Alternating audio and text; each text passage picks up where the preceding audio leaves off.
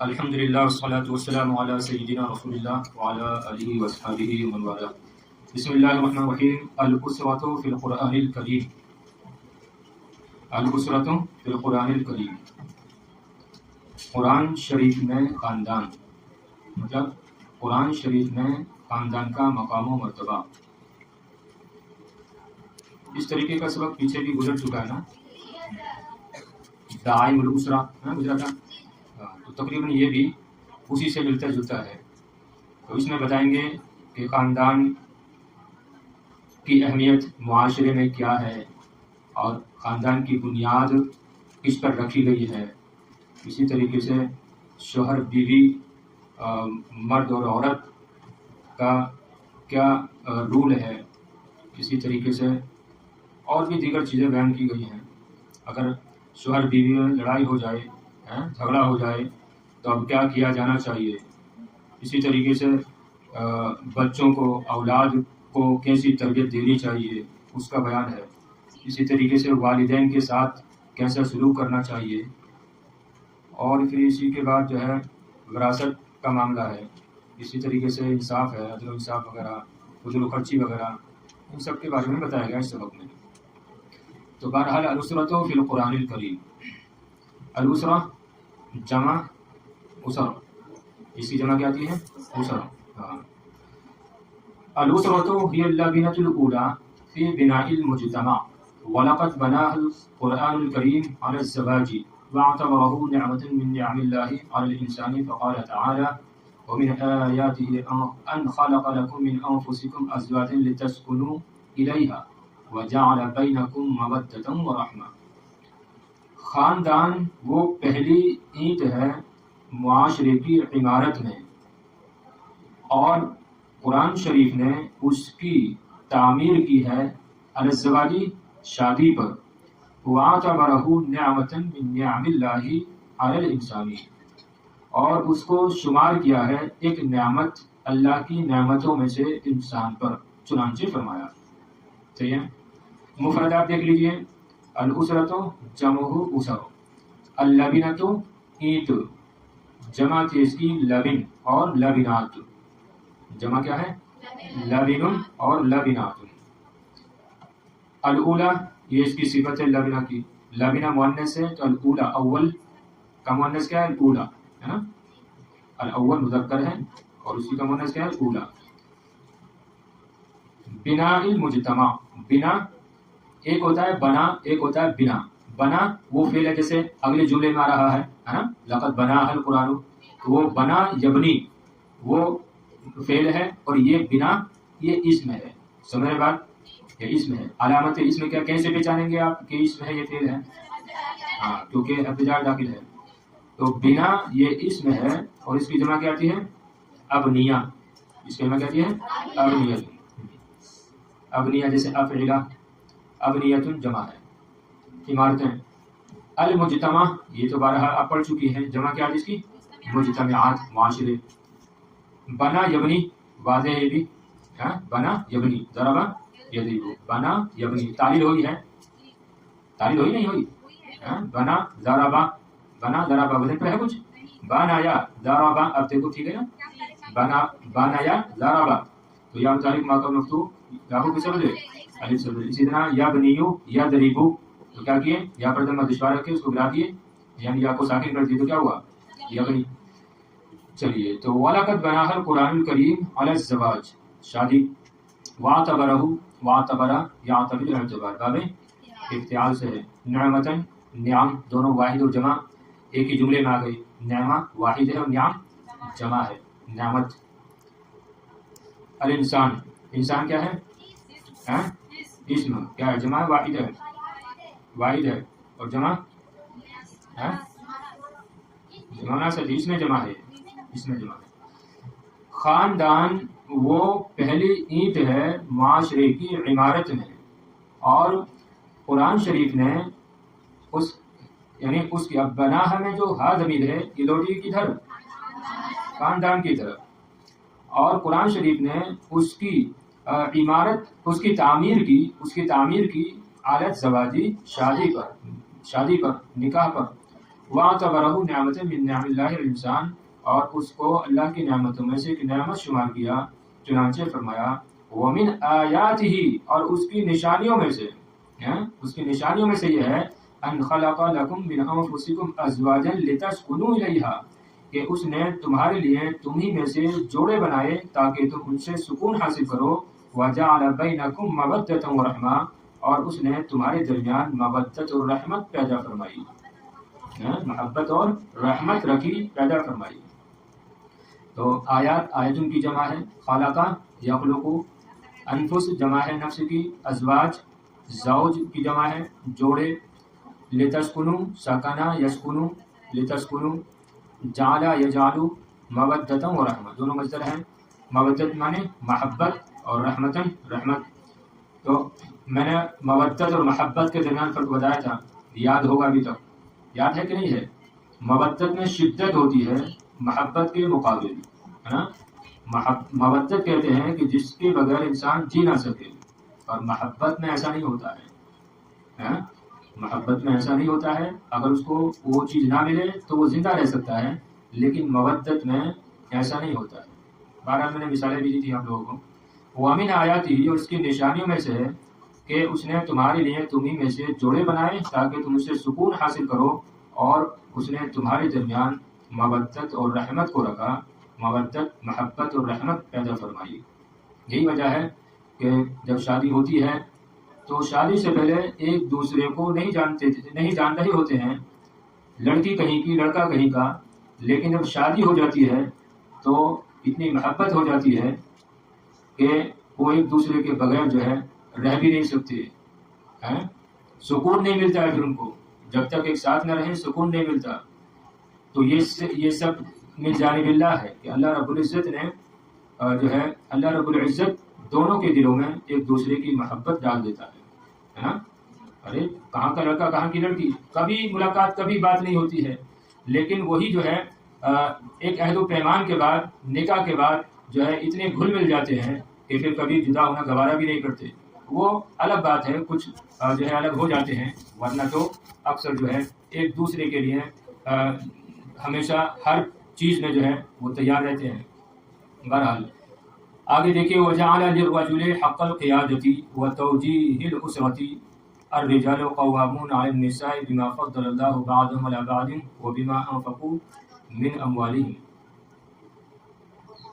وجعل للرجل حق القیادۃ، اور آدمی کو حق القیادۃ قیادت کا حق، وتوجیہ الاسرۃ اور خاندان کی دیکھ بھال کا حق دیا، اور مرد کو قیادت کا حق اور خاندان کی دیکھ بھال کا حق دیا، چنانچہ فرمایا الرجال قوامون علی النساء، کہ آدمی عورتوں پر نگراں ہیں، قوامون نگراں ہیں، کہ یا نگہبان ہیں، آدمی عورتوں پر نگہبان ہیں، نگراں ہیں، بما فضل اللہ بعضهم علی بعض، اس وجہ سے کہ اللہ رب العزت نے ان میں سے بعض کو بعض پر فضیلت دی ہے، اور بما انفقوا من اموالہم، اور اس لیے کہ اس وجہ سے کہ وہ ان پر اپنا مال خرچ کرتے ہیں، کہ وہ اپنا مرد اپنا مال خرچ کرتے ہیں۔ یعنی یہاں پر کیا کہا گیا کہ مرد عورتوں پر نگہبان ہے، اس طور پر کہ ان میں سے بعض کو بعض پر فضیلت دی، اور پھر اس کی وجہ بیان کر دی کیونکہ آدمی اپنا مال خرچ کرتے ہیں۔ ظاہر بات ہے جب نکاح ہوتا ہے تو مہر کون ادا کرتا ہے؟ مرد ادا کرتا ہے۔ اسی طریقے سے نان و نفقہ کس کے ذمہ ہوتا ہے؟ آدمی شوہر کے ذمہ ہوتا ہے۔ تو اس وجہ سے کیا فرمایا گیا کہ الرجال قوامون علی النساء بما فضل اللہ بعضهم علی بعض، کہ ان میں سے بعض کو بعض پر فضیلت دی ہے، یعنی آدمی کو اور عورت پر فضیلت دی اس وجہ سے کہ وہ اپنا مال خرچ کرتے ہیں۔ ظاہر بات ہے جب سے شادی ہوتی ہے اور آخر تک سارا خرچہ جو ہے وہ شوہر ہی اٹھاتا ہے، اور اسی کی ذمہ داری ہوتی ہے کہ نہیں؟ تو وجعل للرجل حق القیادۃ وتوجیہ الاسرۃ، اور اسلام نے قیادت کا حق اور خاندان کی دیکھ بھال کا حق آدمی کو دیا، اور آدمی کو قیادت اور خاندان کی دیکھ بھال کرنے کا حق دیا۔ چنانچہ قرآن نے فرمایا کہ آدمی نگہبان ہے عورتوں پر اس وجہ سے، اس لیے کہ اللہ رب العزت نے ان میں سے بعض کو بعض پر فضیلت دی، اور اس وجہ سے کہ وہ اپنا مال خرچ کرتے ہیں۔ آگے دیکھیے وحمل اسرۃ من عوامل الحدم والعواصف الهوجاء التي تزلزل كيانها وارشد الى التحكيم بين الزوجين حتى لا تنقطع علاقة الزوجية المتينة لأوهى الأسباب فقال تعالى وإن خفتم شقاق بينهما فبعثوا حكما من أهله وحكما من أهلها إن يريدا إصلاحا يوفق الله بينهما إن الله كان عليما خبيرا. وحمل اسرۃ من عوامل الحدم، اور یہ تو جوڑنے کی بات ہو گئی ہے نا، اب تک جوڑنے کی بات ہوئی نا، کس طریقے سے جو ہے بنایا، کس طریقے سے شوہر اور بیوی کے درمیان، عورت اور مرد کے درمیان جو ہے وہ تعلق رکھا. اب اگر رشتہ یا اگر اختلافات پیدا ہوں تو اس میں کیا کیا جانا چاہیے، اس کی دیکھیے بات کر رہے ہیں. وحمل اسرۃ من عوامل الحدم، اور بچایا خاندان کو من عوامل الحدم بربادی کے اسباب سے، والعواصف الهوجاء التي تزلزل كيانها، اور ان سخت آندھیوں سے جو آندھی کے خاندان کے ڈھانچے کو ہلا کر رکھ دیں، لرزا دیں یا ہلا کر رکھ دیں. تو والعواصف الهوجاء، اور ان آندھیوں سے جو ان سخت آندھیوں سے جو اس کے ڈھانچے کو ہلا کر رکھ دیں. وارشد الى التحكيم بين الزوجين، اور زوجین کے درمیان فیصل مقرر کرنے کی طرف رہنمائی کی. حتی لا تنقطع علاقۃ الزوجیۃ المتینہ، تاکہ مضبوط ازدواجی رشتہ منقطع نہ ہو پائے. لأوہل اسباب، بیکار کے معمولی سے اسباب کی بنا پر، چنانچہ فرمایا. سمجھے ترجمہ؟ مفردات دیکھ لو، مفردات دیکھ لو، مفردات دیکھ لو، مفردات دیکھ لو. حما یحمی، بچانا، تو حما واحد مذکر غائب کا صیغہ ہے. حما، اور فاعل کون ہے؟ الاسرہ. فاعل کون اسرہ ہے؟ نہیں. الاسرہ کیوں نہیں ہو سکتا؟ اس لیے کہ اسرہ تو مؤنث ہے نا، جبکہ حما کیا ہے؟ مذکر ہے، لہذا الاسرہ فاعل نہیں ہو سکتا. فاعل کون ہے؟ ضمیر ہے، ہوا کی ضمیر جو راجع ہے قرآن شریف کی طرف یا اللہ رب العزت کی طرف. ٹھیک ہے، دونوں کی طرف نکال سکتے ہیں، لوٹا سکتے ہیں. تو حما یحمی، ضربہ یضربو سے بچانا، بچایا. الاسرہ آ چکا ہے، خاندان جمع اسرہ. عوامل، عامل کی جمع ہے، معنی اسباب. الحدم یہ مصدر ہے، برباد ہونا. تو قرآن شریف نے، اللہ رب العزت نے خاندان کو بچایا من عوامل الحدم، برباد ہونے کے اسباب سے، برباد ہونے کے اسباب سے. والعواصف الهوجاء، العواصف اس کا معنی آتا ہے آندھیاں. آصفتن کی جمع، یہ کیا ہے؟ جمع ہے کس کی؟ آصفتن کی. تو عواصف آندھیاں. الہوجاء یہ مؤنث ہے احوج کا، احوجن کا مؤنث ہے کیا؟ الہوجاء. اور ہوجا اس کی جمع آتی ہے ہوجاوات. جمع کیا آتی ہے؟ ہوجاوات. ہا واو، ہا دو چشمی، واو جیم الف، واو الف اور تا، ہوجاوات. صحیح ہے. اور دوسری جمع کیا؟ ہوجن. ہوجن، ہوجا کی جمع. ہوجا واحد ہے اور مؤنث ہے کس کا؟ احوج کا. اور ہوجا کی جمع آتی ہے ہوجاوات اور ہوجن. ہاں، جیسے اس کا معنی عجیب ہے ویسے ہی جمع بھی اس کی عجیب ہے. معنی میں سخت ہے. ہاں دیکھیے کتنی مطابقت ہے اس میں. ہوجا معنی آتا ہے سخت، اور اس کی جمع بھی جو ہے سخت ہے کہ نہیں ہے؟ ہوجاوات اور ہوجن. ہاں، تو ایسا ہوتا ہے کہ جیسا لفظ ہوتا ہے نا عام طور پر اس کا معنی بھی ویسے ہوتا ہے. ہاں، تو الہوجا جمع ہوجاوات اور ہوجن معنی آتا ہے سخت. تو العواصف الہوجاء سخت آندھیاں. ٹھیک ہے، یہ ساتھ ہی میں استعمال ہوتا ہے تقریباً دونوں. الہوجاء، العواصف الہوجاء سخت آندھیاں. التی تزلزل کیانہا، تزلزل، زلزلہ یہ رباعی سے ہے نا، تفعلل. کیانہا اس کی جمع آتی ہے کیانات، جمع کیانات، جمع کیانات. اور یہ واحد ہے کیان، اس کا معنی آتا ہے ڈھانچہ. معنی کیا ہے؟ ڈھانچہ. تو اور ان سخت آندھیوں سے خاندان کو بچایا جو سخت آندھیاں کے خاندان کے ڈھانچے کو ہلا کر رکھ دیں، زلزلہ پیدا کر دیں اس میں. آگے دیکھیے وارشد الی التحکیم. ارشد یرشد ارشاد، افعال سے ہے رہنمائی کرنا. ٹھیک ہے، رہنمائی کرنا. تحکیم یہ بھی حکم یحکم تحکیم، باب تفعیل کا مصدر ہے. فیصل بنانا، حکم بنانا.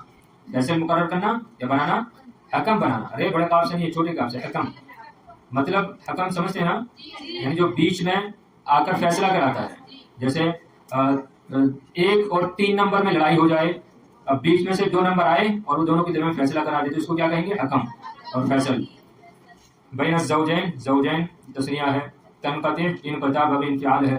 علاقہ جمع علاقات آتی ہے رشتہ. زوجیہ، زوجیہ علاقہ رشتہ تعلق، جمع علاقات، علاقات. الزوجیت یہ ازدواجی، یہ صفت ہو جائے گا. المتینہ یہ اس کا معنی پختہ، یہ بھی صفت ہے. اوہا یہ جمع ہے، واحیت کی جمع اوہا. الاسباب سبب کی جمع، اسباب سبب. اوہا بیکار، ناتمام، معمولی، اور اس کی واحد آتی ہے واحیت. واحد کیا ہے؟ واحیت. اب چلیں ترجمہ کریں ایک بار اور اللہ رب العزت نے خاندان کو بچایا، قرآن شریف نے خاندان کو بچایا برباد ہونے والے اسباب سے، بربادی کے اسباب سے، اور ان سخت آندھیوں سے جو آندھیاں خاندان کے ڈھانچے کو ہلا کر رکھ دیں اور رہنمائی کی فیصل حکم بنانے کی طرف زوجین کے درمیان تاکہ ٹوٹنے نہ پائے مضبوط ازدواجی رشتہ لأول اسباب، بیکار کے اسباب کی وجہ سے. الٹا ترجمہ لگا سکتے ہیں. اور رہنمائی کی زوجین کے درمیان فیصل مقرر کرنے کی تاکہ بیکار کے اسباب کی وجہ سے، معمولی اسباب کی وجہ سے مضبوط پختہ ازدواجی رشتہ ٹوٹنے نہ پائے. وقال تعالیٰ چنانچہ فرمایا وَإِنْ خِفْتُمْ شِقَاقَ بَيْنِهِمَا فَبَعَثُوا حَكَمًا مِنْ أَهْلِهِ وَحَكَمًا مِنْ أَهْلِهَا إِنْ يُرِيدَا إِصْلَاحًا يُوَفِّقِ اللَّهُ بَيْنَهُمَا إِنَّ اللَّهَ كَانَ عَلِيمًا خَبِيرًا. کیا فرمایا دیکھیے، اگر تم کو ڈر ہو، اگر تم کو خوف ہو، شقاق بینہما ان دونوں کے الگ ہونے کا، اور اگر تم کو ان دونوں کے الگ ہونے کا، جھگڑنے کا خوف ہو، فَبَعَثُوا حَكَمًا مِنْ أَهْلِهِ تو تم ایک حکم مرد کے، شوہر کے گھر والوں کی طرف سے بھیجو، وَحَكَمًا مِنْ أَهْلِهَا اور ایک حکم عورت کے گھر والوں کی طرف سے بھیجو. ان یریدا اصلاحا اگر وہ دونوں صلح کرانا چاہیں گے، یوفق اللہ بینہما تو اللہ ان دونوں کے درمیان صلح فرما دے گا. ان اللہ کان علیما خبیرا یقینا اللہ علم والا اور خبر رکھنے والا ہے. سمجھے بات؟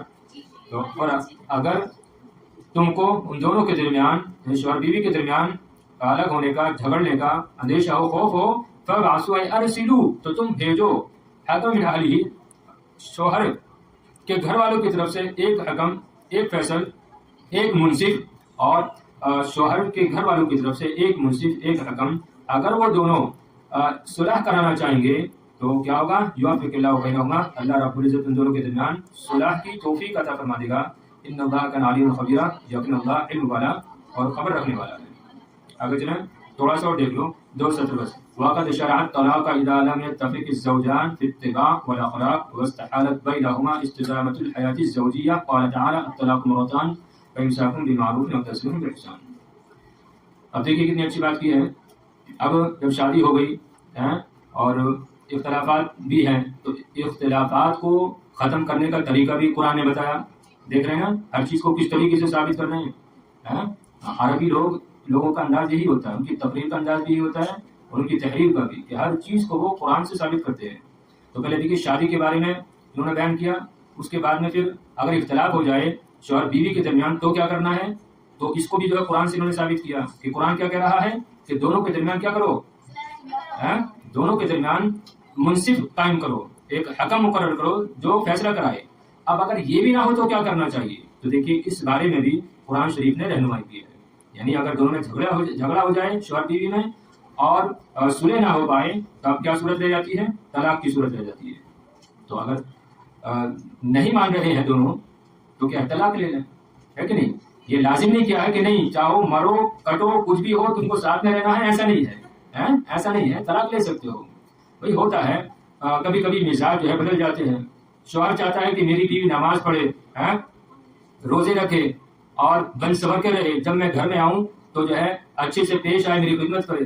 لیکن بیوی جو ہے وہ چوری چاہتی ہے. بیوی جو ہے وہ سونے والی ہے، وہ ہمیشہ چاہتی ہے کہ میں سوتی رہوں.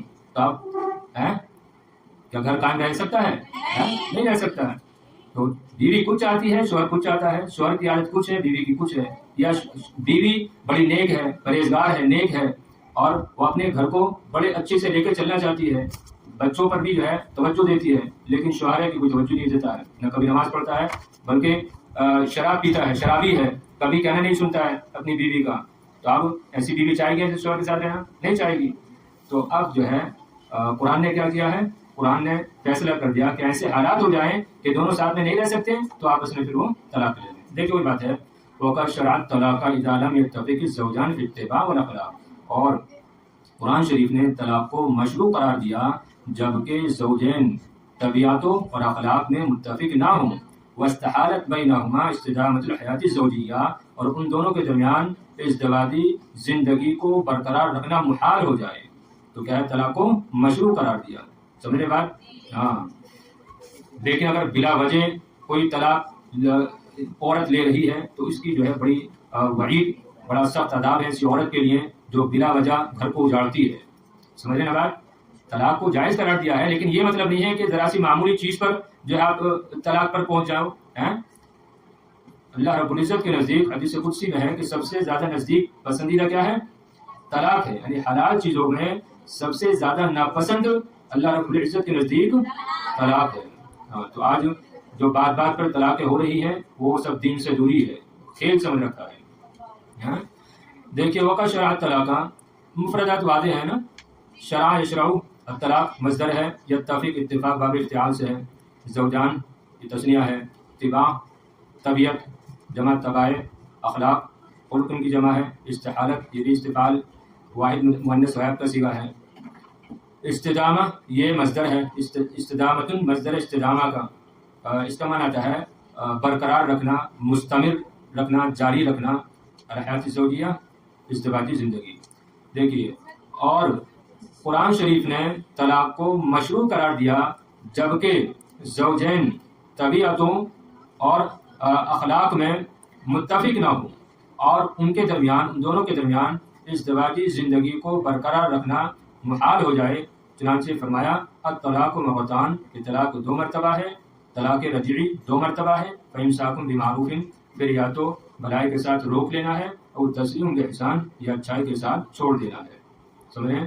تو اس میں طلاق رجعی کی بات ہے، یعنی طلاق مرتان طلاق رجعی جس کے بعد رجعت کی جا سکتی ہے وہ 2 مرتبہ ہے. اگر تین طلاقیں دے دیں تو پھر کوئی رجعت نہیں، عورت جو ہے وہ نکاح سے خارج ہو جاتی ہے. اب بغیر حلالے کے نکاح دوبارہ اس شخص سے اس کا نہیں ہو سکتا ہے.